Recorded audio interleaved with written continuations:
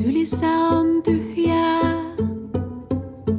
ja taivas on tummempi nyt.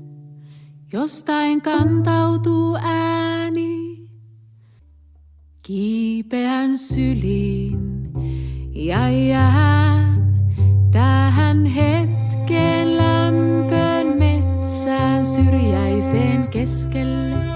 Ei mitään